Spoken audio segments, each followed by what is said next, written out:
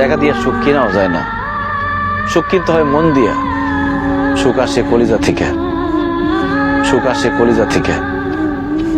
আমরা সারা জীবন শুধু নকল জিনিসের পিছনে ছুটি, আল্লাহর দেওয়া সূর্যরে বাদ দিয়া আমরা ঝাড়বাতির পিছনে দৌড়াই। টাকা দিয়া তো তাহলে বড়লোক মানুষটা কবরের মধ্যে টাকা দিয়ে সুখ কিনত, টাকা দিয়ে সুখ পাওয়া যায় না। তুমি যদি আমার সাথে থাকতা, আমি হয়তো তোমার টাকা পয়সা, বাড়ি গাড়ি, স্বর্ণ অলংকার কিছুই দিতে পারতাম না, কিন্তু তোমার আমি মাথায় তুলে রাখতাম, পাখির মতো বুকের মধ্যে জড়ায় রাখতাম। সেটা আমি পারি নাই, তুমি আমার সেই সুযোগ দাও নাই।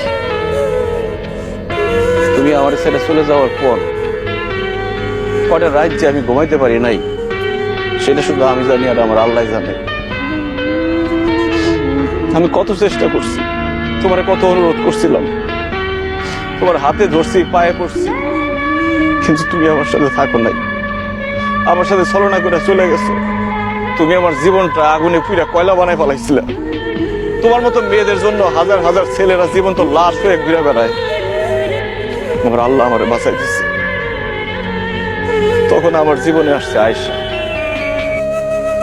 আয়েশাও আমার মতো অশিক্ষিত, পড়াশোনা করে নাই, টাকার সুখ সে বুঝে না, কিন্তু সে যে আমার সম্মান করে আর ভালোবাসে, পৃথিবীর সবকিছু দিয়ে মনে হয় সেই ভালোবাসা পাওয়া যাবে না।